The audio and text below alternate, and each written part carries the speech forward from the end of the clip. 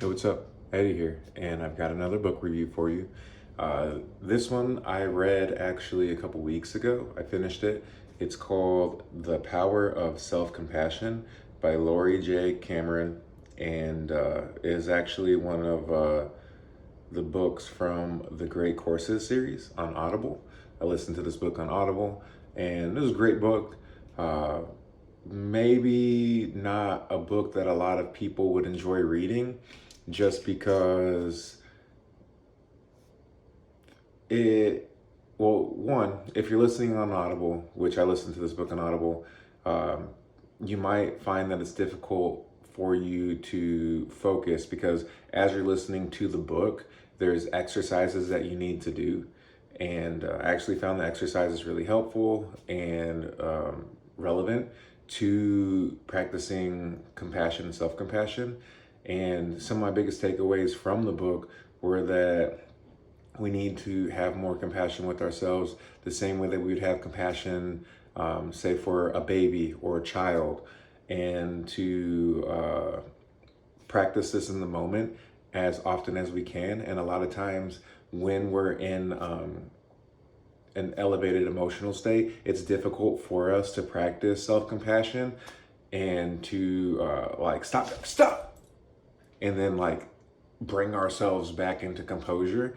And so to work your way into it, and as much as you're aware of it, to bring yourself back to, like, if you were talking to your child, right, or to your infant or your toddler. And I found this super helpful, just in the sense that I have 7 children, and I know that they respond a lot better when I do show them more compassion and understanding and care. Obviously, being a parent, sometimes tough love is the way that you got to go. I'm about to finish a book right now called Raising Lions, and I'll give a book report on that.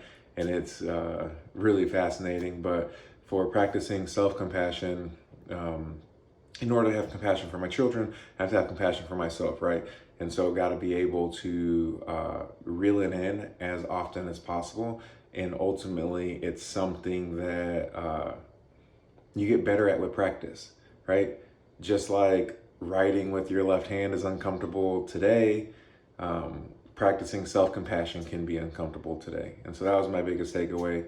If this is something that you struggle with, or you want to get better at, or you want to understand more, or you want to, you're already really good at it and you want to find some exercises that you can use to help facilitate in others, or you just want to be able to practice them yourselves or teach them to your children, highly recommend this book.